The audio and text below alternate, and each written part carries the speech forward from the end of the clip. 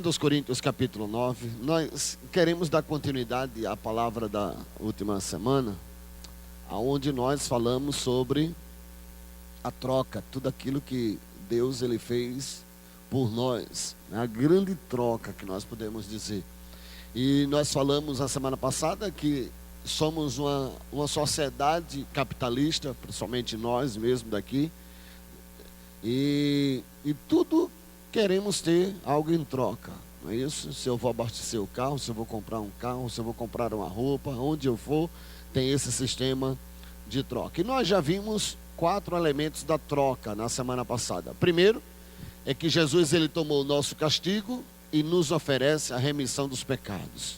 Essa foi a primeira grande troca. E isso nós precisamos ter em mente para ensinar nossos discípulos, para que eles possam começar a crescer mesmo na graça e no conhecimento do Filho de Deus. O segundo foi que Jesus tomou nossas doenças, as nossas enfermidades, as nossas dores e nos oferece cura e saúde. Essa foi a segunda grande troca. A terceira é que Jesus ele tomou o nosso pecado e nos oferece a sua justiça. E a quarta foi que Jesus tomou a nossa morte e nos oferece o quê? A sua vida. Tá certo? Então, foram esses 4 que nós vimos. E hoje nós vamos ver mais 4, né? 4 fundamentos mesmo da palavra de Deus, fundamento da vida cristã. 2 Coríntios, capítulo 9, verso 6. E é interessante que Paulo, quando a gente começa a ler esse texto, a gente tem que ver todo o contexto. Paulo está falando sobre dinheiro. Ele diz, e digo isto, que o que semeia pouco, pouco também ceifará, e o que semeia em abundância ceifará. Cada um contribua segundo propôs o seu coração, não com tristeza ou por necessidade, porque Deus ama ao que dá com alegria. E Deus é poderoso para fazer abundar em vós toda graça, a fim de que, tendo sempre em tudo toda a suficiência, abundeis em toda boa obra. Olha só, Deus é poderoso para fazer abundar em vós toda a graça, a fim de que, tendo sempre em tudo toda a suficiência, abundeis em toda boa obra. Amém. A quinta troca é que Jesus ele tomou a nossa pobreza. Nós éramos pobres, ele tomou a nossa pobreza e nos ofereceu a sua abundância. Jesus, por que Jesus ele morreu na cruz do Calvário? Por que nós temos que levar nossos discípulos a olhar justamente para o autor e consumador da fé e se firmar naquilo que Jesus fez na cruz do Calvário? Queridos, a cruz do Calvário nos últimos anos, ela tem sido mostrada apenas como um monte aonde Jesus foi crucificado, aonde ele derramou o seu sangue e nos purificou de todo pecado. É pregado isso, somente isso, e isso é verdade, mas não foi só isso. Nós já vimos 4 coisas que aconteceu. E aonde é que Jesus ele tomou a nossa pobreza e ele deu a nós a sua abundância? Porque se nós olharmos a vida de Jesus terrena, ela não era uma vida de pobre. Porque nós podemos dizer, mas Jesus, ele se fez pobre. Mas quando foi que Jesus se fez pobre? Aonde é que tem isso, irmãos, na Bíblia, que Jesus se fez pobre? Será que foi quando ele andou aqui na terra como homem? Será que foi no dia a dia, quando ele subia o monte, descia o monte, quando ele ia para uma cidade, ia para outra? Não. E por que nós temos essa convicção de que não foi Jesus homem vivendo na terra, enquanto ele andava pregando a palavra, que ele era pobre? Por quê? Uma pessoa, irmãos, que sabia onde tinha dinheiro para pagar imposto, na boca de um peixe, essa pessoa não era uma pessoa pobre. Uma pessoa que pega 5 pães e 2 peixinhos e transforma e alimenta uma grande multidão, essa pessoa não era uma pessoa pobre. Uma pessoa, irmãos, que chegava e dizia, olha, pode ir ali, vão lá e diga que deve preparar a ceia. tudo do bom e do melhor. Não era uma pessoa pobre. Então, aonde foi que nós pegamos isso e temos isso e podemos ensinar a nossos discípulos que Jesus tomou a nossa pobreza e nos deu a sua abundância, a sua riqueza? Vamos para 2 Coríntios 8:9. Olha só. Porque a cruz, irmãos, ela atinge cada parte do ser humano. Não é só perdoar pecados, não é só cura, não é só remissão de pecados, não é só justiça, é tudo que atinge a parte do ser humano. E Paulo está falando à igreja aqui sobre dinheiro. Ele diz: porque já sabeis, verso 9, a graça de nosso Senhor Jesus Cristo, que sendo rico, por amor de vós se fez pobre, para que pela sua pobreza enriquecesseis. Amém? Então, esse texto aqui fala do espiritual, é verdade. Mas também, irmãos, aqui diz que Jesus aqui ele está falando, Paulo ele está dizendo que Jesus ele fez não só algo no espiritual, mas no físico, no material. Ele diz: a graça de nosso Senhor Jesus Cristo, que sendo rico, por amor de vós, se fez pobre. Então, quando é que Jesus ele tomou a nossa pobreza? Quando ele andou na terra? Não. Quando é que Jesus ele assumiu essa nossa pobreza e nos deu a sua riqueza? Vamos ver primeiro o que é pobreza. Porque hoje nós achamos que pobreza é só relação a dinheiro. Vamos lá para Deuteronômio para saber, capítulo 28. Vamos ver o que é pobreza. Porque quando eu entendo o que é pobreza, eu poderei ensinar por que Jesus se fez pobre e me deu em abundância. Verso 48, Deuteronômio 28, 48. Olha só: assim servirás aos teus inimigos, que o Senhor enviará contra ti. Olha só, olha a pobreza qual é: com fome, com sede, com nudez e com falta de tudo. E sobre o teu pescoço porá um jugo de ferro, até que te tenha destruído. Então, aqui descreve, irmãos, 4 aspectos para uma pobreza absoluta. Isso nós precisamos entender, porque cada discípulo que nós estamos conquistando, eles estão em algum segmento desse, em termos de pobreza. Ele diz: fome, sede, nudez e falta de tudo. Ou seja, qualquer pessoa que estiver passando por essas 4 coisas, irmãos, estão passando por pobreza absoluta. Essa é a verdadeira pobreza absoluta. Aí vem a pergunta: aonde é que Jesus tomou essas 4 coisas? Isso aqui é fundamental nós conhecermos. Aonde foi que Jesus se fez pobre para me enriquecer? Quando ele estava onde? Na cruz. Na cruz foi o único lugar que ele provou a nossa pobreza, irmãos. Ele carregou a nossa pobreza. Na cruz ele estava o quê? Com fome, com sede, ele estava nu e lhe faltava o quê? Tudo. Que nós vamos ver o que é esse faltar tudo. Foi só na cruz. Fome, nudez, fome, nudez, sede e faltava tudo. Isso aqui é o que? Pobreza absoluta. Então, quando eu pego o evangelho de Jesus e eu começo a ler este evangelho, eu começo a ensinar a meus discípulos o evangelho, eu tenho que dizer a ele que a pobreza absoluta, Jesus já carregou sobre si. Diga amém. Então ele tomou o quê? A nossa pobreza. Foi para ele. Ele pegou. E ele deixou o quê? A riqueza de seu pai. A riqueza da glória do seu pai. Ele coloca para cada um de nós. Aí entra o que eu quero dizer. E quero dizer com convicção. Porque não importa o que as outras denominações elas dizem. Não importa para nós o que as outras religiões, não é isso? Igrejas falam em relação a finanças. Nós não temos nada a ver com eles, tá certo? O que a Bíblia diz claramente é que Deus, irmãos, quer abençoar a igreja com abundância. Amém? A igreja, Deus, Ele quer abençoar a sua igreja com abundância. A igreja não são essas quatro paredes. Eu e você.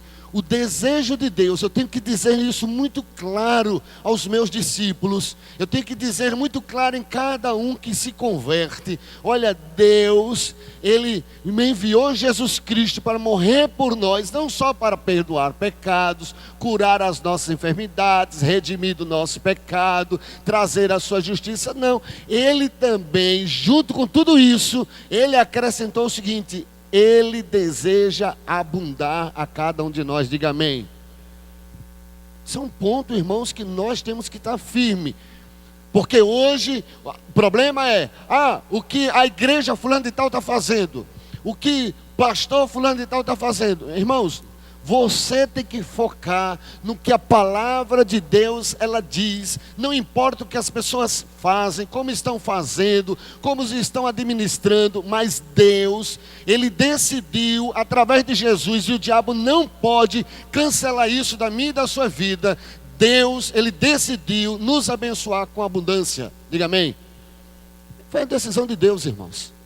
Não é algo, irmãos, que igreja faz, outra igreja não faz. Igreja crê, outro não crê. Se crê ou não crê, não importa. Jesus já fez. É algo que Ele não vai pedir a concordância nossa. Mas a igreja, será que a igreja tem que falar sobre abundância ou não tem? Não, não tem isso, irmãos. Isso é o que Jesus fez na cruz do Calvário. Aqui neste mesmo momento, na igreja, tá certo? Ou pessoas que podem ouvir, podem até estar passando por situação o quê? De pobreza. Você na sua célula pode ver pessoas vivendo esse momento de pobreza. Não é falta de dinheiro e comida somente, mas essa pobreza extrema. Mas nós precisamos ministrar a esse povo, irmãos, que Deus, Ele enviou Jesus para nos fazer abundar. E Ele carregou a nossa pobreza. Diga amém. Então essa é uma verdade que o nosso discípulo da célula ele tem que saber. Porque esse aqui, irmãos, é um aspecto absoluto da redenção de Jesus na cruz. Diga comigo: Deus quer me abençoar com abundância. Amém? Diga: Ele tomou a minha pobreza para que eu pudesse receber a sua abundância. Amém?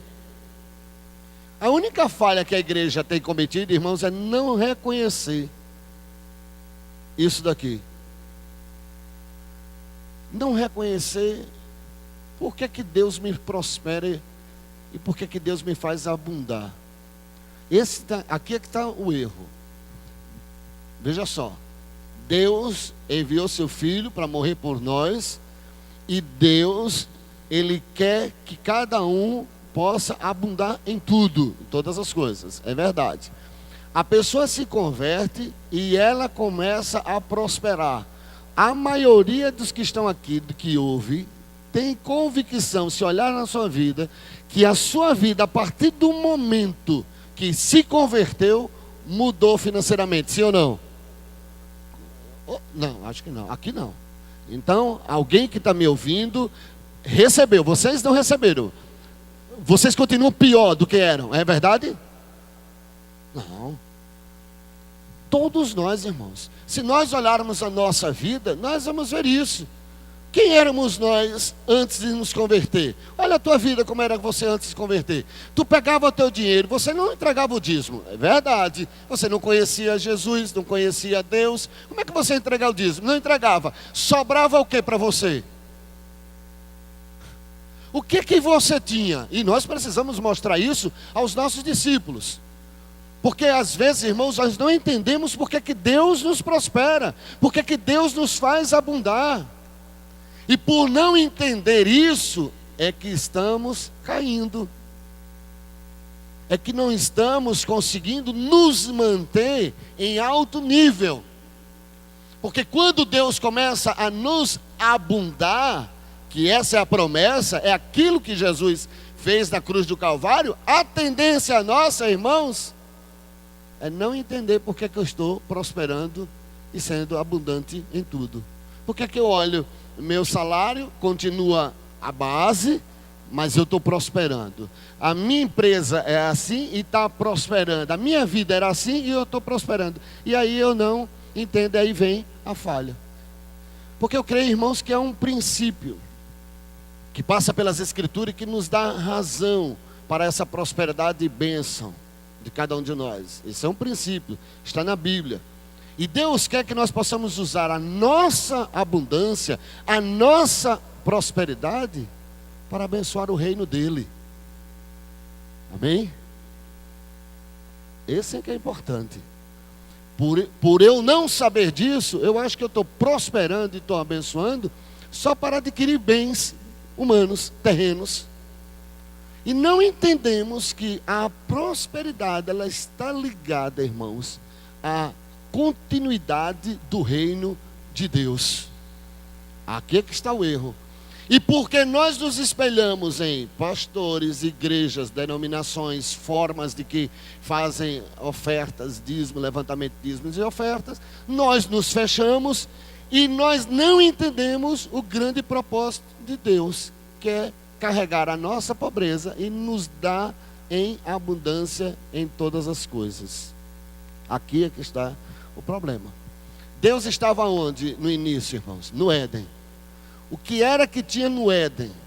No Éden tinha uma comunhão. Diariamente, Deus vinha, visitava Adão. Sim ou não? Base do Evangelho. Veio o quê? O pecado. O que o pecado fez? Vamos entender tudinho certinho. O que é que o pecado fez? Ele nos separou de Deus. Sim ou não? Pronto. Aí vem profetas, aí vem juízes, vem um monte de história, até chegar a Jesus Cristo. Jesus, ele vem, vive como homem, morre, há ressurreição, uma nova vida, vem o Espírito Santo, tudo isso é o trabalhar de Deus.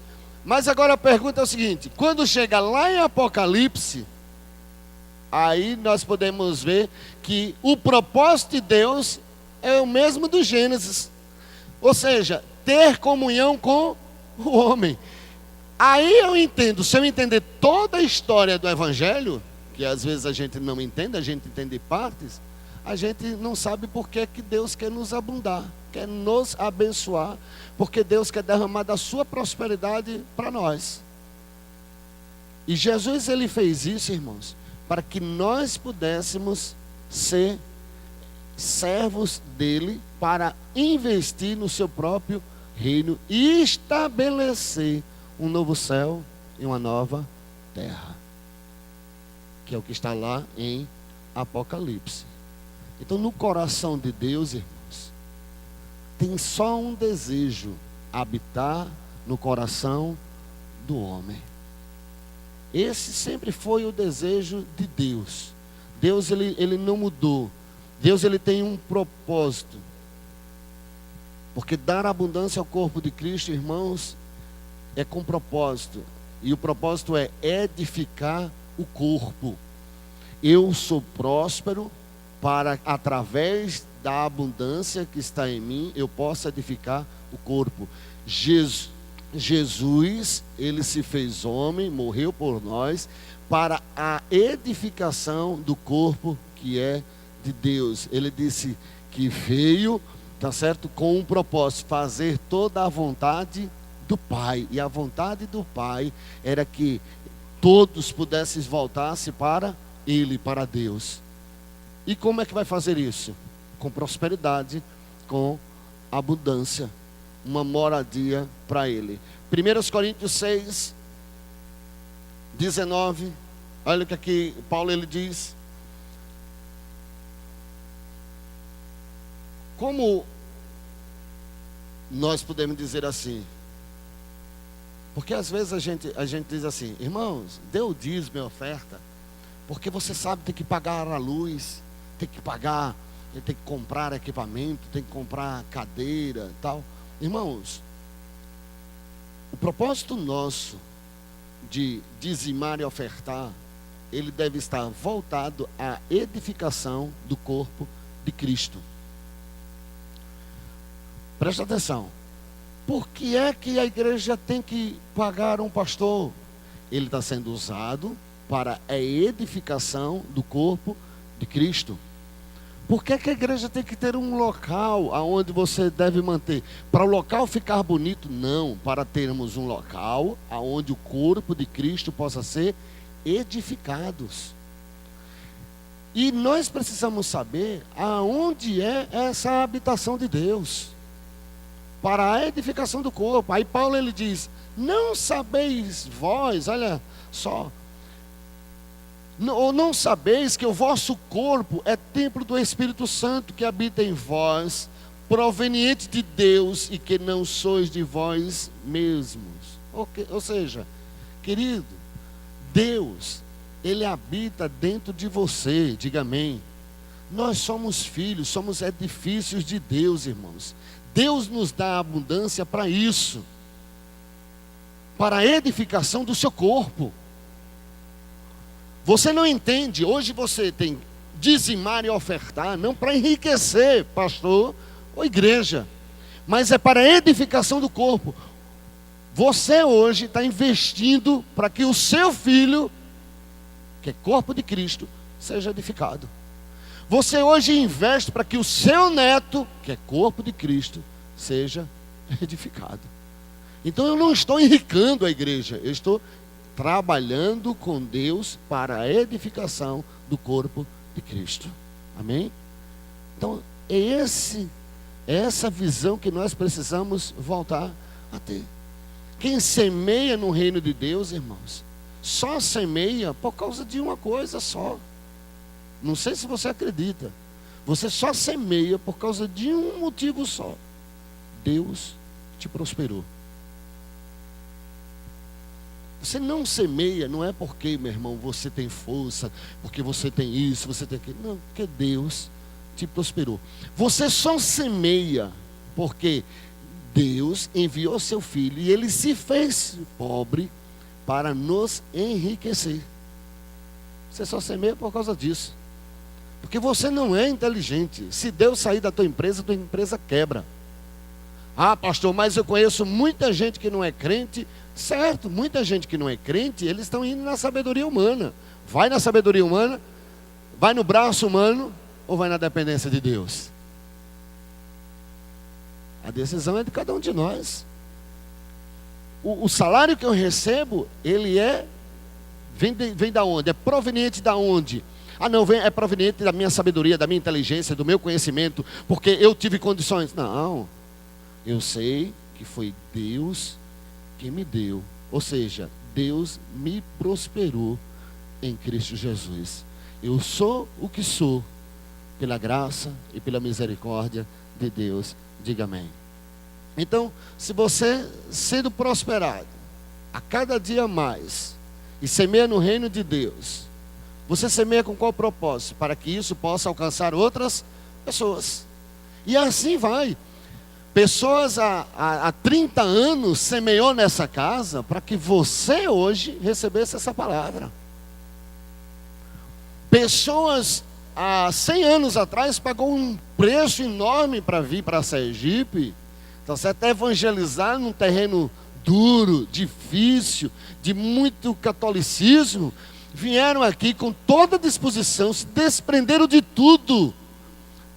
De família, de língua, né, de nacionalidade, de tudo. Eles se desprenderam de tudo, veio. Por quê? Porque eles entenderam isso aqui. Por que que hoje, irmãos, é difícil a igreja sair? Porque hoje é difícil, irmãos, grandes coisas, grandes projetos. Os projetos que acontecem hoje dentro das igrejas e dentro do sistema religioso é para engrandecer homens. É para que homens se tornem grandes, para que ministérios se tornem grandes, ou para que grupos de louvor, de cântico, de adoração se tornem grandes. Ou seja, o mesmo sistema do mundo. Quem é rico, fique mais rico. Quem é pobre, fique mais pobre. Esse é o sistema que está entrando. Mas o sistema de Deus é de troca. Ele se fez pobre para me enriquecer. Então eu sou prosperado para abençoar pessoas.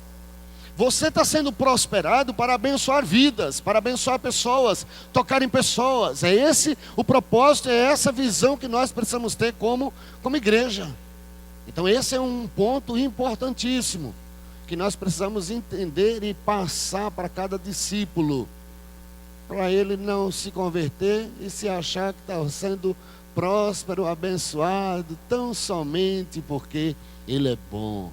Ele era bom há muito tempo e não prosperava. Hoje ele continua sendo bom e prospera. Por quê? Porque a mão do Deus Todo-Poderoso está sobre ele. Precisamos ensinar isso.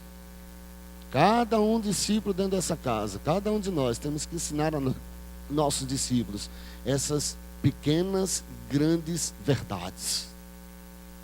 Porque se não entendermos isso, irmãos, vamos cair no grande erro de olhar só para nós e só desejar algo para nós.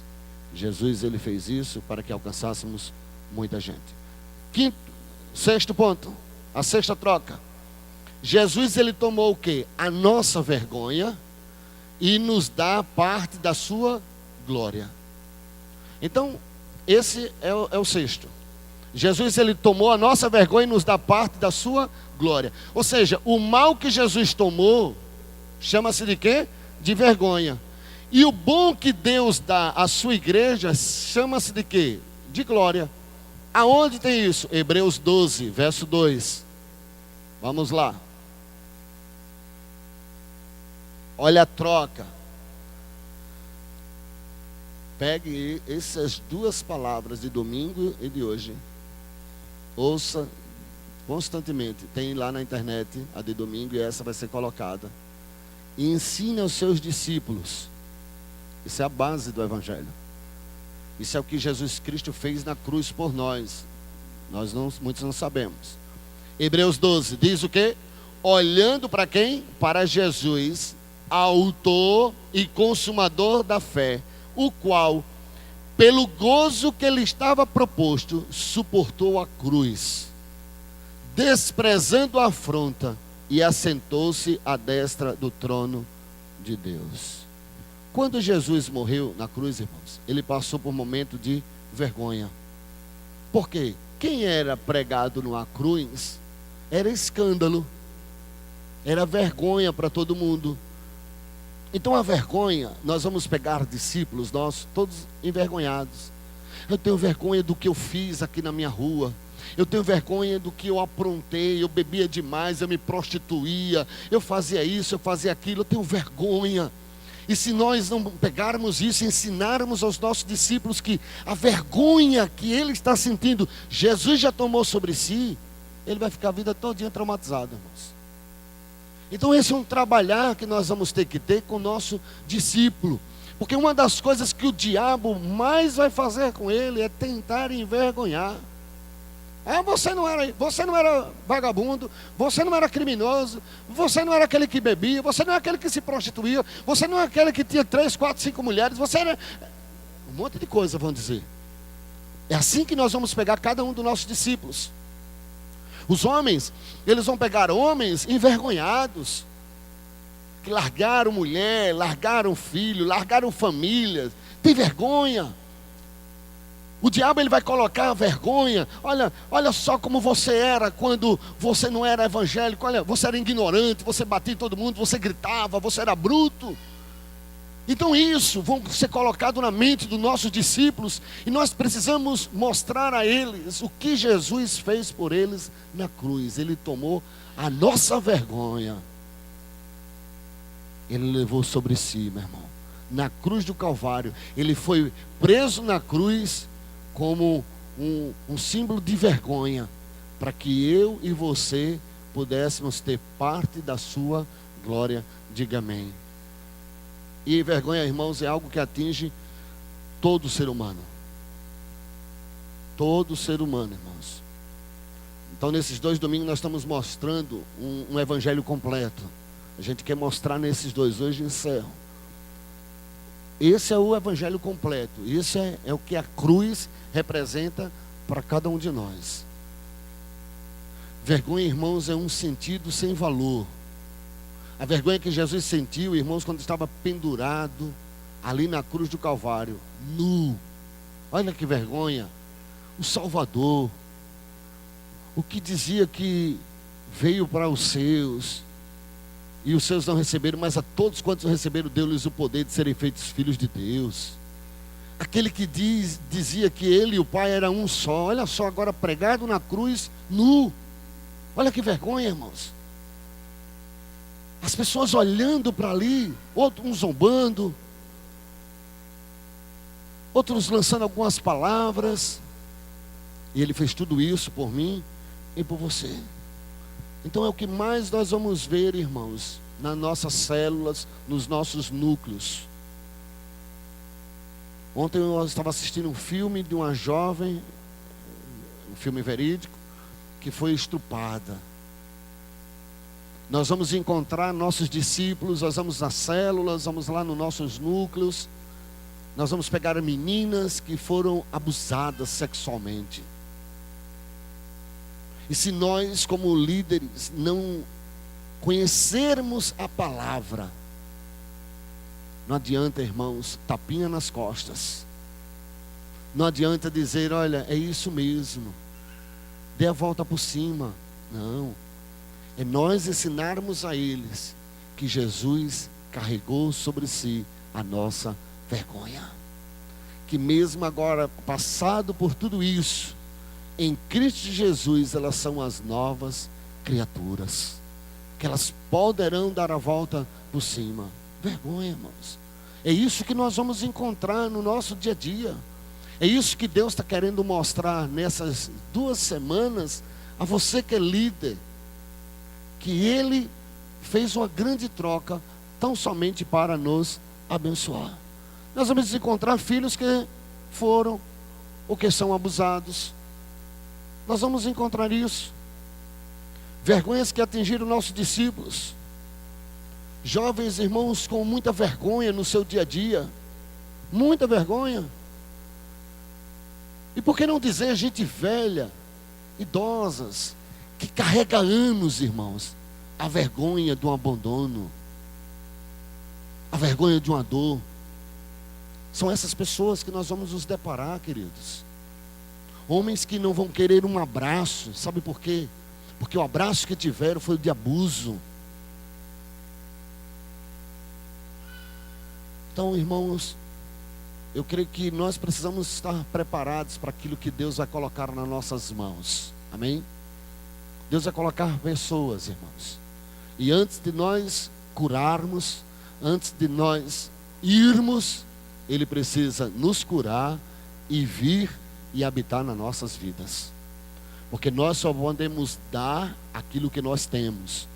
Nós só podemos ministrar a palavra da verdade quando essa verdade, ela é verdade em nós. Então essa verdade da cruz, do que Cristo fez, a grande troca que Deus fez, é uma verdade que tem que ser implantada na nossa mente a cada dia. Então nós precisamos levar nossos discípulos à Escritura. Mostrar que nós devemos perdoar a quem nos feriu. Perdoar a quem nos maltratou. É isso que nós precisamos carregar e ensinar aos nossos discípulos. As pessoas, elas estão se convertendo, elas estão entrando na igreja sem essa consciência. Por isso não conseguem liberar perdão. Por isso que não conseguem perdoar. Por isso que não conseguem amar. Por isso que não conseguem dar passos adiante. Porque não entendem o que Jesus fez na cruz do Calvário. Então eu preciso entender isso. Amém? Então, se encontrar um discípulo que diga, olha, você está dizendo isso porque você nunca passou por isso. Aí você diz, verdade, meu irmão. Verdade, eu nunca fui abusado, eu nunca fui abusada. Eu nunca tive um pai que me abusou sexualmente. Mas eu tenho um Jesus que passou por essa vergonha e Ele venceu para que eu e você pudesse vencer. Mostre Jesus ao seu discípulo. Mostre o sacrifício que Ele fez. que não somente indo na cruz, como nós estamos vendo no nosso dia a dia aí, aquela cruz bonita da Semana Santa, onde as pessoas elas fazem apresentações, trazem cantores de fora, que coisa linda, irmãos, um espetáculo lindo, mas que tem nada a ver, irmãos, com aquele verdadeiro sacrifício que Jesus fez por nós. Sétima troca. Jesus, ele tomou o quê? A nossa rejeição. E quando ele tomou essa nossa rejeição, ele nos ofereceu a aceitação na família de Deus. Amém? Ele foi rejeitado, mas nessa rejeição ele nos capacitou a sermos aceitos na família de Deus. Aqui entra o que eu considero, não a Bíblia, não que Deus considera, mas o que eu considero, o fato pelo qual nós não conseguimos, a igreja do Senhor Jesus Cristo não consegue avançar e crescer, é justamente esse daqui. Porque você imagine, olha só, eu estou te dizendo que Jesus trocou, houve uma troca, Deus trocou. Ele passou pela vergonha, pela rejeição e nos capacitou a nos tornarmos família de Deus. E aí quando a pessoa chega aqui, encontra quem? Você. Eu. Muitos de nós. Cheios de traumas, cheios de vontade, cheios de nós mesmos. E essa troca, que era para ser uma troca verdadeira, causa trauma nas pessoas. As pessoas dizem: eu não quero saber de igreja, eu não quero saber de pastor, eu não quero saber de discipulador, eu não quero saber de célula, eu não quero mais saber de nada. Culpa de Jesus? Não. Falta de entendimento nosso como povo de Deus. Mateus capítulo 27. Olha a rejeição, meu irmão. Eu não sei se você já percebeu isso, mas toda a comunicação de Jesus com o Pai, a não ser esta, toda a comunicação que tinha era Pai. Toda, menos essa. Restante, todas elas, você vai ver Jesus conversando: Pai nosso que estás nos céus. Paizinho querido, era Pai. Mas nessa, não é. Olha o que é que ele diz: e perto da hora nona, exclamou Jesus em alta voz, dizendo: Eli, Eli, lama sabactani, Deus meu, por que me desamparastes? Nunca, meu irmão, nunca Jesus chamou o Pai dele de Deus. Esse é o único momento, irmãos, aonde ele chama Deus de Deus, não mais de Pai. E por quê?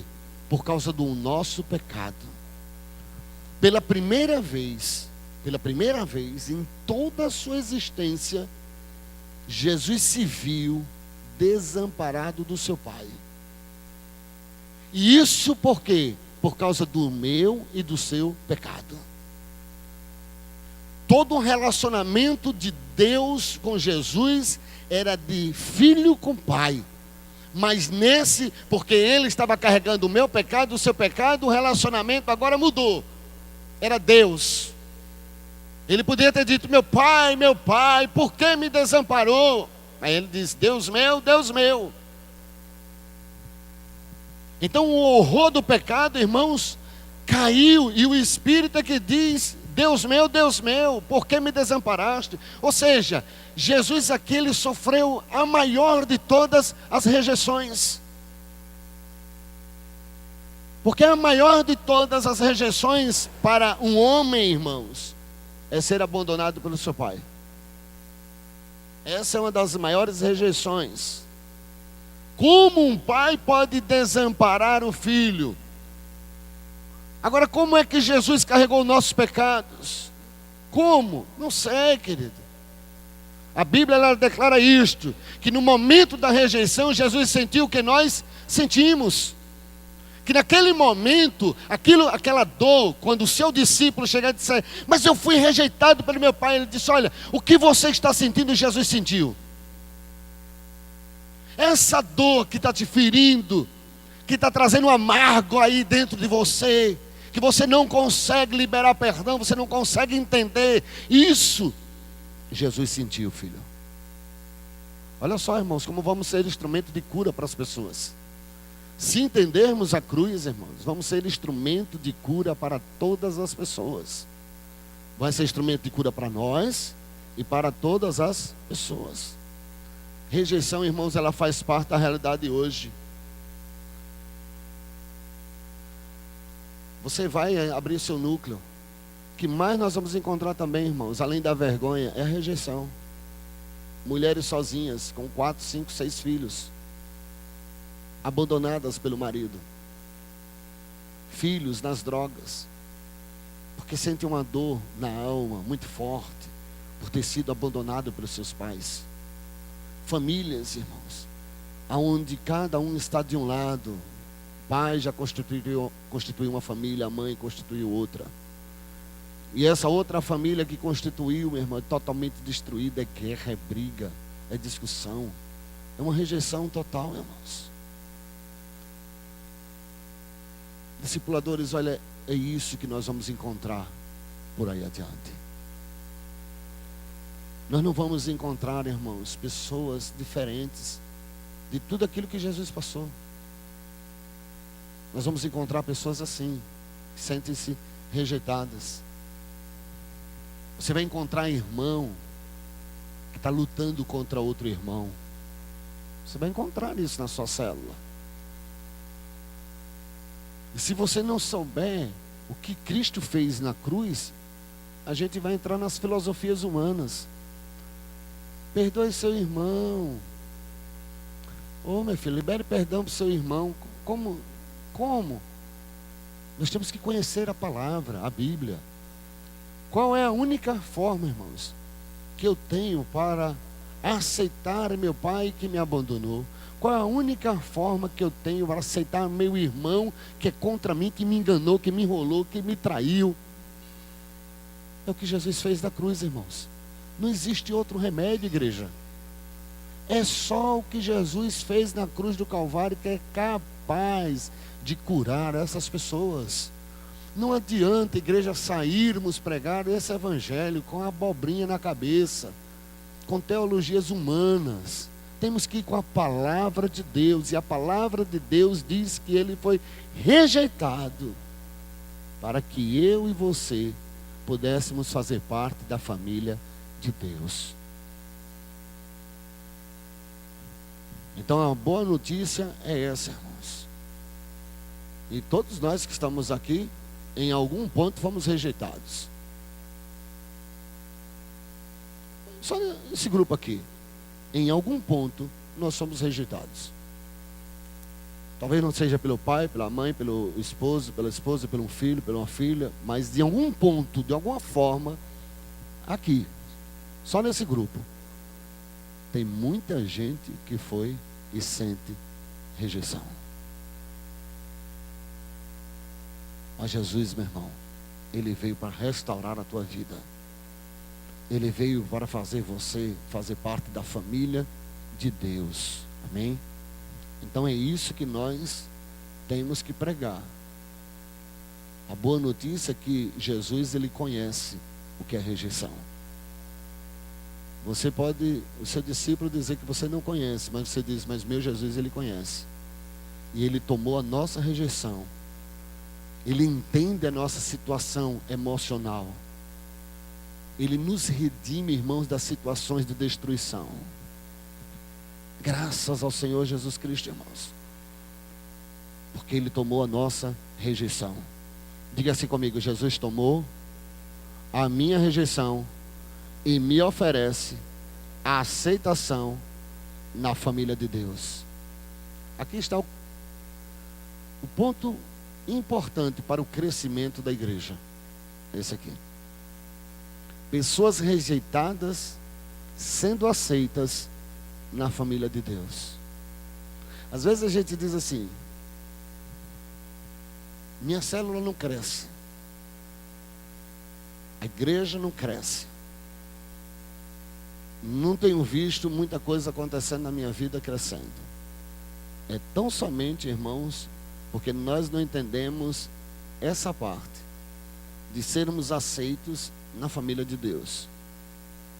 Se cada um discipulador tratar o seu discípulo como alguém, irmãos, vindo da parte de Deus para ser curado, irmão, ninguém vai deixar o reino de Deus, irmãos. As pessoas abandonam a casa de Deus por causa da nossa arrogância, nosso orgulho, a nossa vaidade, a nossa prepotência, as nossas falas ditas em horas inoportunas, o seu olhar equivocado, o seu olhar condenatório, julgador. As pessoas, elas abandonam por causa disso, irmãos. Porque para você pregar isso aqui, você que é discipulador, você vai ter que mudar. Você vai ter que aceitar as pessoas nos seus defeitos, as suas falhas. Você vai ter que aprender isso. Nós vamos ter que aprender como igreja, irmãos, a aceitar todas as pessoas. Irmãos, o problema da igreja brasileira é justamente isso, que nós queremos o nosso grupo. Não, Jesus, ele não morreu por um grupo, ele morreu por todos. Então todos têm acesso ao Pai, todos têm direito a ter uma família. Isso aqui não pertence a Manuel, isso aqui não pertence a Fátima, isso aqui não pertence a João, não pertence a Flã, não pertence a Dione, não pertence a Moacir, não pertence a Isidro. Isso aqui pertence a Deus, irmãos. Isso aqui é casa de Deus, amém? E casa de Deus, ela tem que ser uma casa de Deus, que saiba o que Deus fez. Porque quando nós não entendemos o que Deus fez, irmãos, nós nos perdemos. E nós não podemos mais nos perder. Jesus, ele foi rejeitado para que eu fizesse parte da família de Deus. O meu discípulo, aquele que está lá na célula, seja preto, branco, pobre, rico, seja o que for, Jesus foi cravado na cruz do Calvário para tirar ele desse espírito de rejeição e trazer ele para a família de Deus. E você que é família de Deus, ao ele chegar aqui, ele é seu irmão, ele é seu pai, ele é sua mãe, ele faz parte da família de Deus. Isso não importa de quantidade de anos que a gente tenha, não importa conhecimento que a gente tenha, todos somos filhos de Deus, irmãos. Então, a partir de hoje, quando você for falar com algum irmão, ou olhar, ou pensar alguma coisa do irmão, pense nisso que eu estou te dizendo. Pense no sacrifício de Jesus. Às vezes a gente, irmãos, pensa assim: a fulana de tal, ele é bobo, fala com todo mundo. Não é questão de ser bobo e falar com todo mundo, é saber que todo mundo foi alcançado pelo mesmo sangue. Isso tem que ser diferente. Se todos nós tivermos esse pensamento, isso vai mudar dentro dessa casa, amém? Vai mudar. Eu tenho que olhar, meu irmão sentou comigo, do meu lado, está com a sandáliazinha velha, rasgada, mas o preço foi o mesmo. Você não teve um centavo a mais do que ele. O mesmo sangue que foi derramado sobre você, foi derramado sobre ele. Por você, foi derramado por ele também. Então eu preciso começar a entender isso. Jesus, ele foi rejeitado para nos oferecer aceitação na família de Deus. Hoje estarás comigo no paraíso, desse Jesus. Ele foi rejeitado por causa disso. Então cada pessoa que entrar nessa porta, por essas portas aqui, foi enviado de Deus. Jesus resgatou. Jesus o comprou. A rejeição que ele tinha de não ter família, agora ele tem. Ele tem uma família, a família de Deus. Lembra quando a pessoa se converte, a gente vem à frente, faz aquela festa, né? E diz, olha, Jesus não deu, lembra que eu falo? Jesus não deu só o seu nome escrito no livro da vida. Jesus não deu só um outro nome. Ele lhe deu uma nova família. E olhe para trás, essa é a sua grande família. E ele acredita. O novo convertido acredita. Eu só queria que vocês acreditassem que ele faz parte da nova família. Já imaginou o pai chegar na maternidade e dizer assim, olha, e aí minha filha, como é que foi? Foi bom, o parto foi maravilhoso. E onde é que está a menina? Ela está ali. Aí agora coloca uma fita. Aí bota uma fita rosa, aí você vai lá no berçário. Aí quando olha, aí a enfermeira diz, olha, é de Dona Maria. A menina é essa. Você, não, essa não. Essa não é minha filha, não. Não, essa não. Pode ser qualquer uma, menos essa. Essa não pode ser, não pode ser. Já imaginou isso? A mesma coisa, irmãos. A pessoa se converte, não pode dizer, nós não podemos ter aquela opção. Não, esse não. Não, esse pode. Não, esse já fez coisa comigo, esse não fez. Irmãos, todos somos da mesma família. Jesus nos resgatou para isso. Jesus não nos resgatou para colocar, irmãos, nome na frente da igreja. Jesus não nos resgatou, irmãos, para nós construirmos esse templo. Não, isso foi o andar, a consequência, a forma que a gente tem de nos reunir, nos congregar. Mas Jesus nos resgatou para tirar a nossa rejeição e nos dar uma nova família. Diga amém. 8ª troca. Gálatas 3, verso 13. Qual o mal que Jesus tomou e qual foi o bem que ele ofereceu para nós?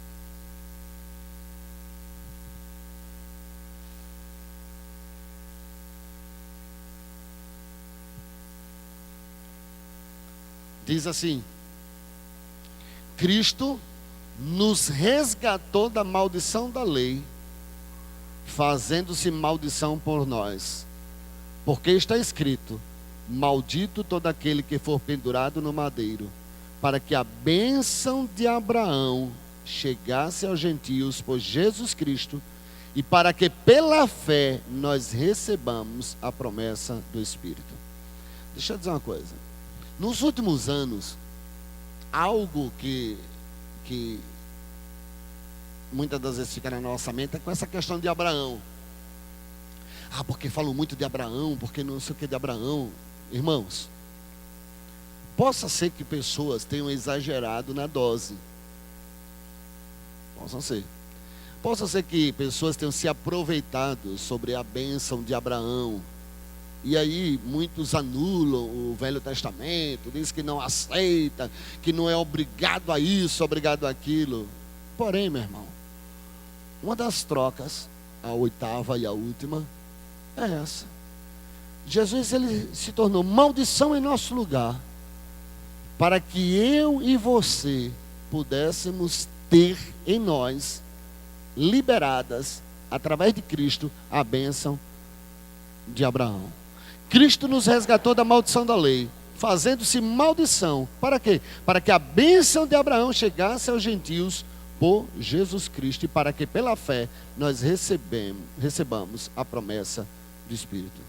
Então qual é o mal que Jesus tomou? Ele nos redimiu o quê? Da maldição da lei. Para quê? Para que a bênção de Abraão viesse sobre nós. E quais são as bênçãos de Abraão? Deuteronômio 28, leia todo em casa. principalmente de 1 a 14. Ali estão as bênçãos de Abraão. Ali está estampado a troca. Ele toma toda a maldição e traz para nós, dar de graça, as bênçãos de Abraão. Então vejamos aí o resumo das bênçãos. Agora lembre-se, as bênçãos de Abraão são para filhos obedientes. Não adianta recitar, não adianta colocar no carro, não adianta ler 7 vezes no dia. Essas bênçãos, elas só são estabelecidas a obedientes, se atentamente ouvires a voz do Senhor teu Deus e obedecerdes todos os seus mandamentos. Todas essas bênçãos virão sobre ti e te alcançarão.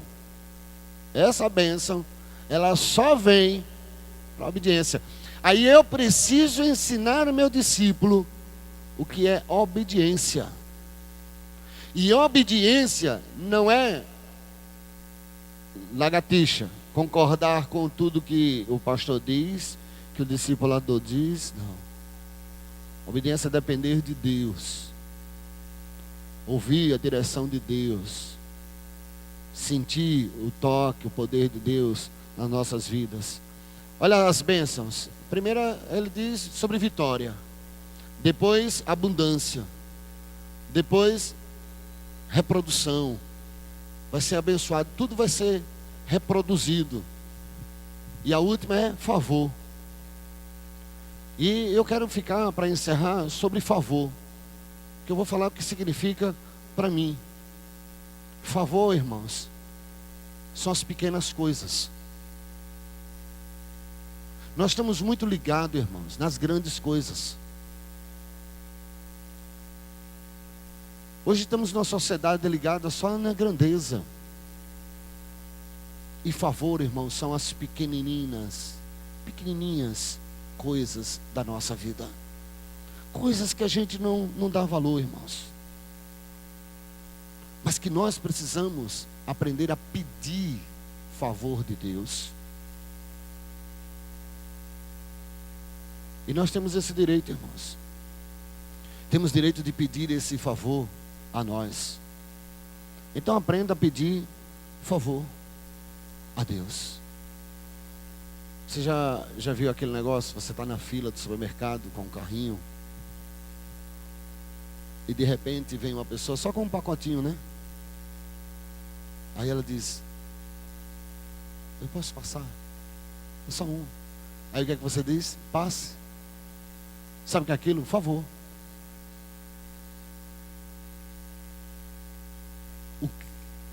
Grandes coisas, às vezes, está nos impedindo, irmãos, de alcançarmos as pequenas coisas. Há coisas grandes de Deus aí do seu lado, agora, acontecendo, que você não valoriza. Os nossos discípulos, eles precisam entender isso. Porque o que nós vemos só de testemunho são de grandes coisas. Grandes coisas. Parece telex free, parece bebão, e parece tantas outras coisas aí, que quando quer mostrar grandes coisas, mostra o cara numa Ferrari, o cara numa baita de uma casa, com piscina e tudo mais. Por quê? Porque hoje a sociedade, ela está ligada nas coisas grandes, muito grandes, enormes. Então se nós na fila de um supermercado é fácil para nós pedir favor, por que não pedir isso a Deus? Eu não consigo entender isso. Se nós ficamos ansiosos demais ao ver muita gente na nossa frente, com um monte de pacote, um monte de sacola, um monte de carrinho cheio, superlotado, a gente chega e não tem nem vergonha de chegar e pedir e dizer: eu podia passar só esse produto. Por que a gente não pede a Deus, irmãos? Por que a gente não pede favor a Deus? Porque temos essa dificuldade. Por que não ensinar nossos discípulos que não é só um carro, uma casa, uma mansão, mas aquelas pequenas coisas que ele pode pedir? Por que não pedir favor a Deus num pneu furado? Por que não pedir? Já viu como a gente não se acostuma a isso? Porque são coisas fáceis. Por isso que às vezes nós não somos abençoados, irmãos. Por que não pedir? Não sei, uma coisa simples que acontece na nossa vida, a gente não pede favor de Deus. Por que a gente só para na igreja hoje para pedir coisas grandes? Grandes riquezas, grandes coisas. E essas pequenas coisas? Por que não pedir, Senhor, olha, eu estou aqui, manda um conhecido passar aqui, eu estou precisando. Por que na hora que a gente perde um ônibus ou alguma coisa importante da vida, a gente liga logo, né, para o gerente, liga logo para o dono, liga logo para o Deus humano? E por que a gente não pede favor a Deus? Por que a gente não pede favor a Deus nas coisas pequenas dentro da nossa casa? A gente só pede uma televisão. Mas por que não pede quando uma água você esquece em casa, a panela no fogo? Não pede a Deus para pagar aquele negócio. Você viu como a gente não é acostumado, irmãos, às pequenininhas coisas? A gente só está ligado nas grandezas. A gente só quer coisa grande. Mas você nunca vai conseguir o grande se você não aprender a conviver com as pequenas coisas, a agradecer a Deus pelas pequenas coisas. Eu tenho certeza que a maioria não agradeceu a Deus nem porque abriu os olhos hoje, mas porque a gente não precisa desse negócio. A gente está acostumado com isso. Então vamos ensinar aos nossos discípulos, irmãos, a agradecer as pequenas coisas, a não chegar na célula só e fazer a sua relação de pedidos, mas dizer a eles também: você já agradeceu o dia? Você agradeceu porque está respirando? Você agradeceu porque os seus músculos se movem? Você já agradeceu porque a sua unha cresce, você corta, ela cresce, você corta? Você já agradeceu por seu cabelo? Você já agradeceu pela sua vida? Porque senão nós vamos criar de novo uma sociedade e uma igreja, irmãos, dependente de coisas grandes, que não valoriza as pequenas coisas. Se você começar a valorizar seu filho só quando ele tiver 18 anos, 19 anos, 20 anos, vai dar errado. Mas se você começar a valorizar desde pequeno, a semear na vida dele desde pequeno, isso acontece com dízimo, com oferta. A gente só quer ofertar e dizimar quando a gente tiver aquele baita daquele salário. Não, aprenda as pequenas coisas.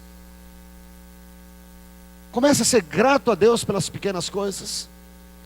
Porque Jesus, irmãos, Ele nos resgatou para isso, para que em tudo nós fôssemos abençoados. Ele carregou a maldição para que toda a bênção de Abraão viesse até nós. Que nós não sejamos, irmãos, façamos uma pergunta que Esaú fez. O que Esaú fez? Pai, o Senhor só tem essa bênção? Sabe por quê? Porque ele só queria a bênção maior. E nós, irmãos, somos tristes dentro da igreja. Hoje tem um povo triste, sabe por quê? Porque só quer coisas grandes, não sabe valorizar as pequenas coisas. Porque se soubéssemos valorizar as pequenas coisas, irmãos, faríamos cultos aqui tremendos de gratidão a Deus. Mas sabe quando é que você quer um culto de gratidão? Quando você passar num concurso da Polícia Federal, Rodoviária Federal, quando você comprar um baita de um carro. Não, esse carro é seu mesmo. Comece a agradecer a Deus pelas pequenas coisas, irmãos. Vamos transformar essa igreja, vamos transformar nossos discípulos em discípulos agradecidos a Deus, e não transformar uma sociedade ansiosa, morrendo, porque quer ter coisas, quer ter grandeza, quer aparentar, quer mostrar, quer dizer aos outros: você não precisa disso, Nós não precisamos disso, queridos, porque Jesus já fez tudo isso por nós. Ande com Deus, seja bênção na casa de Deus, agradeça a Deus por tudo. É isso que Deus quer com cada um de nós: favor, interesse nas pequenas coisas. Discípulo, mesmo que seja pobre, mesmo que não tenha nenhum trabalho, mesmo que ele esteja desempregado, mas ele foi alcançado pela graça de Deus. Deus não nos dá a opção, irmãos, de decidir a quem nós vamos amar. Deus não nos dá. Temos que amar a todos. Então todos os nossos discípulos têm que ser verdadeiramente amados, abraçados, e nunca rejeitado, nunca ignorado.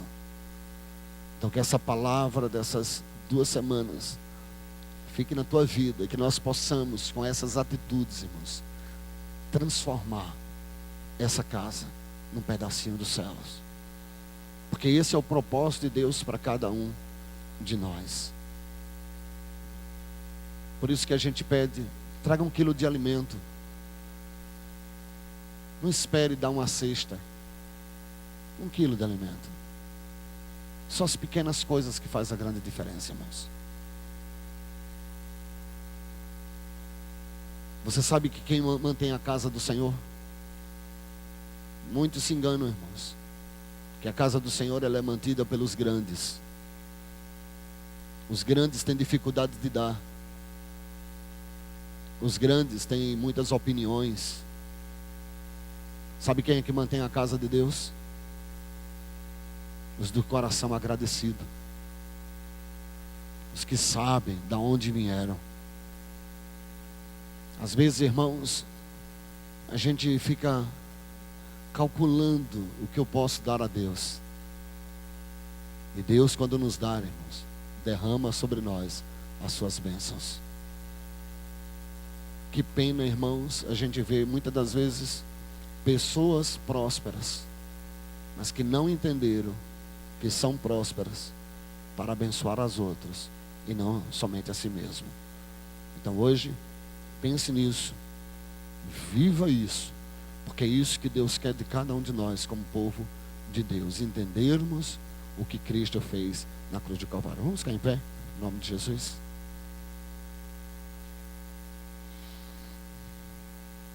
Os 8 pontos da troca, deixa eu só repetir. Primeiro, Jesus tomou nosso castigo e nos oferece remissão dos pecados. Segundo, Jesus tomou nossas doenças e enfermidades e nos oferece cura e saúde. Terceiro, Jesus tomou nosso pecado e nos oferece a sua justiça. Quarto, Jesus tomou nossa morte e nos oferece a sua vida. Quinto, Jesus tomou a nossa pobreza e nos ofereceu abundância. Sexto, Jesus tomou a nossa vergonha e nos dá parte da sua glória. Sétimo, Jesus tomou nossa rejeição e nos oferece aceitação na família de Deus. E 8, Ele nos redimiu da maldição para que a bênção de Abraão viesse sobre cada um de nós. Amém? Isso é maravilhoso. Não tenho que duvidar. Não tenho que pensar em outra coisa. E quero só pedir a você uma coisa: não troque isso por nada.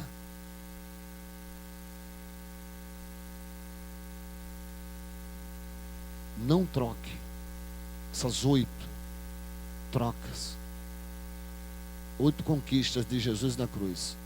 Não troque por nada, irmãos. Não troque por alegria, por dinheiro. Não troque por nada. Não vale a pena. Bom é agradar ao Senhor. Bom é servir ao Senhor. Bom é alcançar graça no coração de Deus. Bom é saber o que Ele fez por mim e fez por você. Quando nós entendermos isso, tudo vai mudar na nossa vida. Quando nós entendermos a base desse evangelho, essa igreja muda. Antes da gente orar, eu queria que você desse um abraço no irmão. Dê um abraço no seu irmão.